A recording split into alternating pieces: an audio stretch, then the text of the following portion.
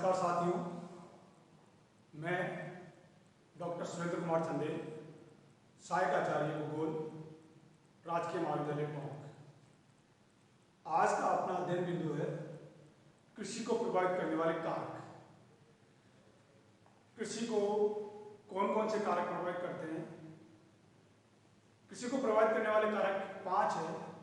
उनमें से 2 कारकों के बारे में अपन पिछली क्लासों में चर्चा कर चुके हैं। पहला कारक है प्राकृतिक कारक, जिसकी चर्चा पिछली क्लास में कर चुके हैं। दूसरा कारक है आर्थिक कारक, इसकी भी चर्चा पिछली क्लास में कर चुके हैं। आज जो अपन चर्चा करेंगे वो सामाजिक और सांस्कृतिक कारक के बारे में चर्चा करेंगे। इसके बारे में जानेंगे कि सामाजिक और सांस्कृतिक कारक भी कृषि को कैसे प्रभावित करते हैं, कृषि के स्वरूप, प्रकार और उसके उत्पादन को किस प्रकार से प्रभावित करते हैं, उसके बारे में चर्चा करेंगे।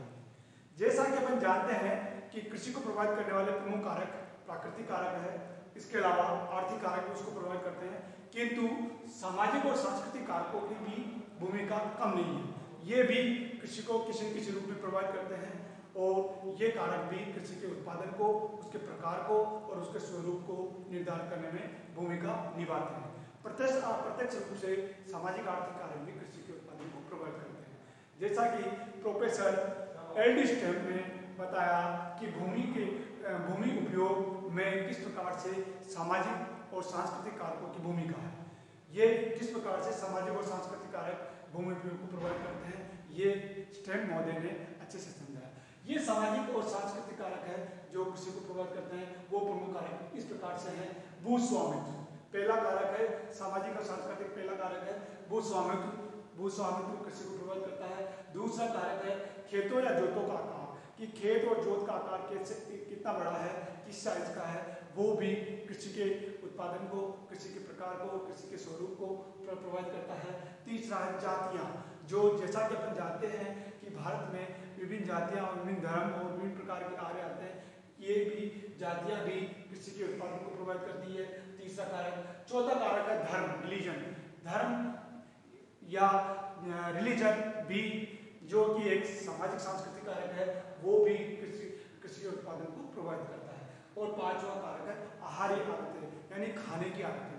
खाने की आदतें भी एक सामाजिक सांस्कृतिक कारक है जो कृषि के उत्पादन को प्रभावित करती है। तो ये 5 प्रकार के सामाजिक सांस्कृतिक कारक है जो किसी प्रत्यक्ष अप्रत्यक्ष रूप से कृषि के उत्पादन को, कृषि के प्रकार को और कृषि के स्वरूप को निर्धारित करने में भूमिका निभाते हैं, कृषि के उत्पादन को प्रभावित करते हैं। तो ये 5 प्रकार के कारक है। उसमें से सबसे पहले अपन चर्चा करेंगे भूस्वामित्व।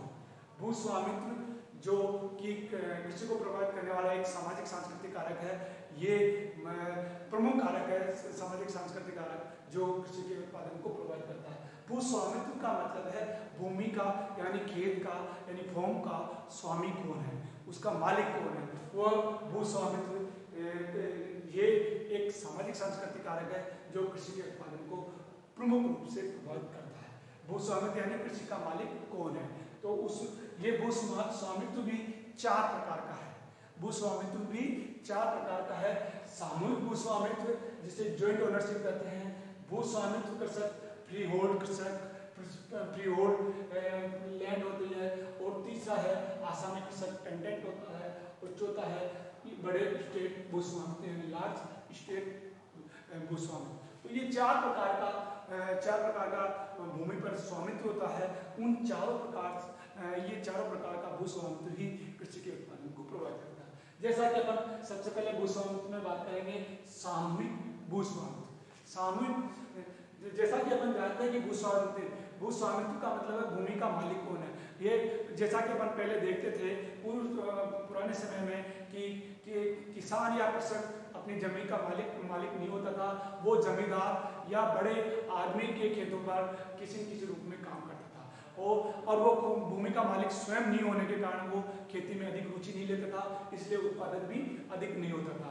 वो जैसे जैसे अपने जीवन को या परिवार को चलाने के लिए जीवन निर्वाही कृषि पर ही ध्यान देता था। वो जीवन निर्वाही कृषि ही करता था और उसी के उत्पादन से अपना परिवार का भरण पोषण कर लेता था। यह है भूस्वामित्व। अब इस भूस्वामित्व में भी 4 प्रकार का भूस्वामित्व है, जिसमें सबसे पहले अपन बात करेंगे सामूहिक भूस्वामित्व। सामूहिक भूस्वामित्व क्या होता है कि दोस्तों जैसे सामूहिक भूस्वामित्व में जमीन या खेत का मालिक स्वयं का शक नहीं होता, उसमें समाज या गांव पूरा उस भूमि का मालिक होता है, या तो पूरा गांव उस भूमि का मालिक होता है या समाज उस भूमि का मालिक होता है, और सब मिलकर उसमें खेती करते हैं।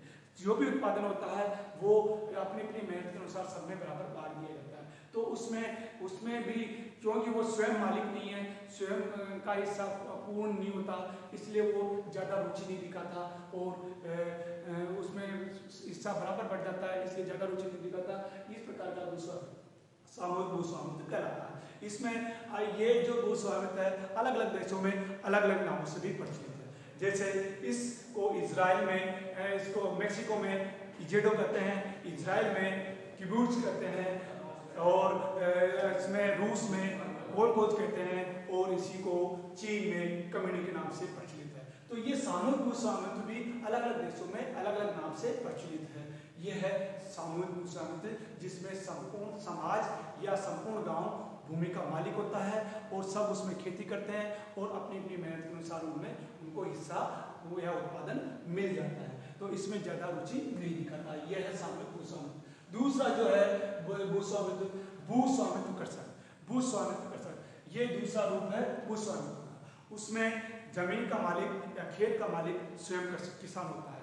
वो स्वयं मालिक होने के कारण अधिक से अधिक ध्यान अपना कृषि पर देता है। जो वो अपने खेत को या अपनी जमीन को माँ की तरह, जैसे माँ अपने बच्चों की देखरेख करती है, उसी प्रकार से वो अपनी जमीन की देखरेख करता है और अधिक से अधिक इनपुट डालकर, अधिक से अधिक सुविधाएं जुटाकर वो अधिक से अधिक उत्पादन उसमें लेता है। यानी उस खेती का मालिक, उस जमीन का मालिक वो स्वयं होता है और कृषि को अपनी पूरी मेहनत, एफिशिएंसी और अधिक से अधिक इनपुट डालकर, अधिक से अधिक सुविधाएं जुटाकर खेती करता है, तो उत्पादन भी जाता है। वो समय समय पर फसल चक्र भी अपनाता है, वो खाद भी अपनाता है, रासायनिक खादों का भी प्रयोग करता है, वो सिंचाई की सुविधा भी जुटाता है, वो कृषि यंत्रों का भी प्रयोग करता है, तो उसमें अधिक से अधिक उत्पादन वो लेता है। ये दूसरा प्रकार है भूस्वामित्व, जिसमें स्वयं मालिक होता है। तीसरा प्रकार है भूस्वामित्व का, वो है आसामी कृषक, टेंडेंट। आसामी कृषक ये सबसे जो भूस्वामित्व की प्रथा है, ये सबसे बुरी प्रथा इसको कह सकते हैं, सबसे खराब प्रथा इसको कह सकते हैं। क्योंकि इसमें जमीन का या खेत का मालिक स्वयं का किसान नहीं होता।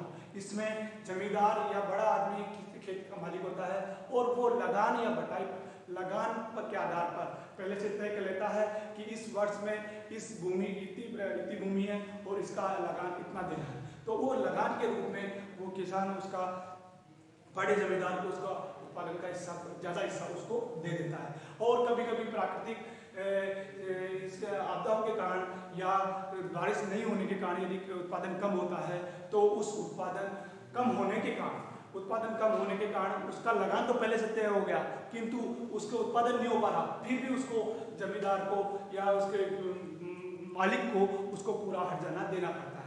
और यदि वो उत्पादन नहीं होता तो वो फिर उस लगान को 3 रूप में चुकाता है, या तो भूमि बेचकर चुकाता है, या श्रम करके चुकाता है, या बटाई करके चुकाता है। तो वो 3 रूपों में वो देता है। इसमें किसान और अधिक ऋणी हो जाता है और अधिक की गरीब से गरीब हो जाता है। ये सबसे खराब भूस्वामित्व की प्रथा है, जिसमें किसान और गरीब से गरीब होता जाता है। यह है आसामी कृषक। चौथी प्रथा जो देखते हैं भूस्वामित्व की, वह है बड़े भूस्वामित्व। इसमें दोस्तों बड़े बड़े कृषि भूमि होते हैं और बड़े बड़े कृषि भूमि का मालिक स्वयं होते हैं। अब ये अलग अलग जगह पर अलग अलग देखने को मिलती है। जैसे अपन रूम से भूमध्य सागरीय जो देश है, पुर्तगाल है, स्पेन है, ये इन देशों में ये प्रथा देखने को अभी भी वर्तमान में भी देखने को मिलती है और यहाँ बड़े बड़े स्टेट फॉर्म है। इसी प्रकार से जो रूस, साइबेरिया या कजाकिस्तान है, वहाँ पर इन कृषि फॉर्मों का आकार बहुत बड़ा है। 12,000 एकड़ तक के ये कृषि फॉर्म है, जहाँ पर मैनेजर के माध्यम से और श्रमिकों के माध्यम से बड़े बड़े फॉर्मों पर कृषि कार्य किया जाता है। इसमें व्यापारिक कृषि की जाती है और व्यापारिक कृषि की जाती है तो उत्पादन भी ज़्यादा होता है और मुनाफा भी ज़्यादा होता है। तो वो वहाँ के किसान और अधिक सक्षम हो जाते हैं और उनको अधिक अर्निंग होती है, अधिक लाभ होता है, तो वो अपना जीवन स्तर भी बढ़ा लेते हैं। तो ये है 4 प्रकार का भूस्वामित्व। ये भूस्वामित्व जो एक सामाजिक और सांस्कृतिक कारक है, प्रमुख कारक है जो कृषि के उत्पादन को, कृषि के प्रकार को और कृषि के स्वरूप को निर्धारित करता है, प्रभावित करता है। दूसरा जो यहाँ पर सामाजिक सांस्कृतिक दूसरा कारक है, जब पहले अपन ने भूस्वामित्व जो पहला कारक है सामाजिक सांस्कृतिक कारक उसके पर चर्चा करी है। अब जो दूसरा कारक है खेतों या जोतों का आकार, ये खेतों जोतों का आकार भी एक प्रमुख सामाजिक सांस्कृतिक कारक है, जिसमें ये देखना होता है कि खेत कितना बड़ा है, खेत या जोत का आकार कितना बड़ा है। जैसा कि अपन जानते हैं कि दक्षिण एशिया या दक्षिण पूर्वी एशिया में जनसंख्या का दबाव होने के कारण यहाँ पर खेतों का आकार छोटा है और छोटा होता है और दिनों दिन बंटवारे की जो प्रथा है यहाँ पर कि पिता के जितनी संतान होती है उसके मान लीजिए 20 बीघा जमीन है, 5 संतान है तो 4-4 बीघा में बढ़ जाते हैं और उसमें मेहरबंदी और की जाती है। जब मेहरबंदी की जाती है तो उसमें भी जमीन भूमि व्यर्थ चली जाती है, यानी उसमें मेहरबंदी में भूमि अधिकांश भूमि उसमें भी व्यर्थ जाती है। तो ये दक्षिण एशिया और दक्षिण पूर्वी एशिया के देशों में देखने को मिलता है, यहाँ पर जनसंख्या का दबाव अधिक है। और भारत जैसे देश में तो जो खेत का आकार 70% खेतों का आकार 1.5 हेक्टेयर भूमि का ही है और 1.5 हेक्टेयर भूमि छोटा खेतों का आकार होने के कारण वो अधिक जोखिम भी नहीं ले पाता, अधिक सुविधाएं भी नहीं जुटा पाता और जैसे तैसे वो अपने परिवार को चलाने के लिए जीवन निर्वाह ही करता है और उसको अधिक मुनाफा नहीं मिल पाता।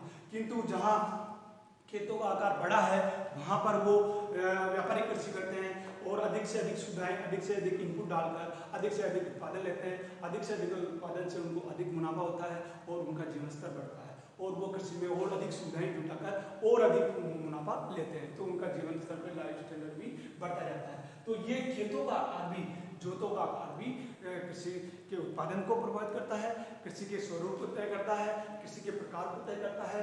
तो ये भी एक प्रमुख सामाजिक सांस्कृतिक कारक है जो कृषि के उत्पादन को प्रभावित करता है। खेतों का आकार यानी खेत कितने बड़े हैं, खेत या जोत का आकार क्या है, वो भी कृषि को प्रभावित करता है, कृषि के उत्पादन को प्रभावित करता है। तीसरा जो सामाजिक सांस्कृतिक कारक है वो जातियाँ। जैसा कि अपन जानते हैं भारत में अलग अलग जातियाँ, अलग अलग क्षेत्रों में, अलग अलग प्रदेशों में अलग अलग जातियाँ हैं और उन जातियों में भी जो कुछ जातियाँ ऐसी होती है जो अपनी अधिक सूझबूझ और अधिक मेहनत से खेती का कार्य करती है, कृषि कार्य करती है तो उनको उत्पादन भी अधिक मिलता है। किंतु कुछ जातियाँ ऐसी भी है जो कम मेहनती है या कम सूझबूझ से कृषि कार्य करती है तो उनको उत्पादन कम मिल पाता है, तो उनको मुनाफा कम होता है, तो उनका जीवन स्तर कम नीचा रहता है। और जो अधिक मेहनत और अधिक सूझबूझ से कृषि का कार्य करती है जो जातियाँ, जैसे अहीर है, यादव है, गुर्जर है, कुर्मी है, ये कुछ जातियाँ जो अधिक मेहनती और अधिक सूझबूझ से कार्य करती है उनको अधिक मुनाफा होता है, अधिक उनका उत्पादन भी अधिक होता है, उनका लाभ भी अधिक होता है, तो उनका जीवन स्तर भी बढ़ जाता है। किंतु कुछ जातियाँ ऐसी होती है जो अधिक मेहनत नहीं कर पाती या अधिक सूझबूझ से कृषि का कार्य नहीं करती, उनका उत्पादन कम होता है, उत्पादन कम होता है तो उनको लाभ कम होता है, लाभ कम होगा तो उनका जीवन स्तर भी नीचा होता है। तो ये जातियाँ भी किसी न किसी रूप में कृषि के उत्पादन को प्रभावित करती है। चौथा जो सामाजिक सांस्कृतिक कारक है वो धर्म रिलीजन, ये भी किसी न किसी रूप में किसी न किसी तरीके से कृषि के उत्पादन को प्रभावित करता है और ये भी एक सामाजिक सांस्कृतिक कारक है। धर्म भी एक सामाजिक सांस्कृतिक कारक है जो कृषि को प्रभावित करता है। धर्म किस प्रकार से, क्यों, जैसा कि अपन जानते हैं कि अलग अलग धर्मों में अलग अलग मान्यताएं होती है, अलग अलग धर्मों में अलग अलग मान्यताएं होती है। जैसे हिंदू धर्म में मंगलवार को खेती का कार्य, जमीन पे जोत का कार्य नहीं किया जाता, ये हिंदू धर्म की मान्यता। उसी प्रकार से गाय के वध को वर्जित माना जाता है। इसी प्रकार से मुस्लिम धर्म में स्वर्ण पालन को वर्जित माना जाता है। इसी प्रकार से सिख धर्म में तंबाकू की खेती को वर्जित माना जाता है। तो ये और इसी प्रकार से चीन में देखते हैं अपन तो वहाँ एक आज से 3 दशक पूर्व में ऐसी मान्यता थी कि जो मृत्यु के बाद में जिस आदमी की जितनी बड़ी कब्र होगी उतनी ही जमीन उसको स्वर्ग में दी जाएगी, या जिस प्रकार की भूमि में उसकी कब्र होगी उसी प्रकार की भूमि उसको स्वर्ग में दी जाएगी। आज से 3-4 दशक पहले ये मान्यता थी। तो वहाँ चीन में इस प्रकार से अच्छी भूमि पर कब्र बनाई जाती थी तो उसमें भूमि व्यर्थ हो जाती थी। तो ये एक प्रकार की धार्मिक मान्यता ही है जो किसी न किसी रूप में कृषि के उत्पादन को प्रभावित करती है। तो अलग अलग धर्मों में अलग अलग मान्यताएं हैं तो वो किसी न किसी रूप में कृषि के उत्पादन को घटाती है और घटाती है तो उसका उत्पादन घटता है, कृषि का उत्पादन घटता है तो लाभ कम होता है और लाभ कम होता है तो उनका जीवन स्तर नीचे हो जाता है कृषकों का। तो ये धार्मिक मान्यताएं भी किसी न किसी रूप में, चाहे वहां पर परिस्थितियां है पंजाब हरियाणा में ऐसी जमीन है कि तंबाकू की खेती का उत्पादन हो सकता है, किंतु सिख धर्म में तंबाकू का उत्पादन को वर्जित माना गया है, तो वो वहाँ पर उस तंबाकू की खेती भले भूमि उसके अकॉर्डिंग है, वातावरण उसके अकॉर्डिंग है, बारिश उसके अकॉर्डिंग है, सिंचाई उसके अकॉर्डिंग है, किंतु फिर भी वो लोग वहाँ पर तंबाकू की खेती नहीं करते क्योंकि उनके धर्म में वर्जित है। इसी प्रकार से यदि मुस्लिम धर्म है, मुस्लिम धर्म में स्वर पालन से उनको लाभ हो रहा है, किंतु यदि उनके धर्म में वर्जित है तो लाभ होते हुए भी वो कार्य नहीं करते। इसी प्रकार से हिंदू धर्म में मंगलवार को मान्यता है कि वहाँ पर भूमि को जोतना नहीं है, तो वो भले मंगलवार को सूटेबल हो, परिस्थितियाँ अनुकूल हो, फिर भी वो मंगलवार को खेती बुआई नहीं करते या गाय के वध को वर्जित मानते हैं। तो ये सारी परिस्थितियाँ अनुकूल होते हुए भी वो धार्मिक मान्यताओं के कारण वो कार्य नहीं करते, तो उनको मुनाफा नहीं होता, नुकसान होता है, और नुकसान को उठाते हैं और उससे उनका जो लाभ कम होने के कारण उनका जीवन स्तर नीचे आता है, भले उनकी परिस्थितियाँ अनुकूल है। तो ये धार्मिक मान्यताएं भी है, जो धार्मिक मान्यताएं भी एक सामाजिक सांस्कृतिक कारक है जो कृषि के उत्पादन को प्रभावित करता है। और लास्ट में है आहारीय आदतें। आहारीय आदतें यानी खाने की आदतें, कि खाने में वो क्या खाना चाहता है।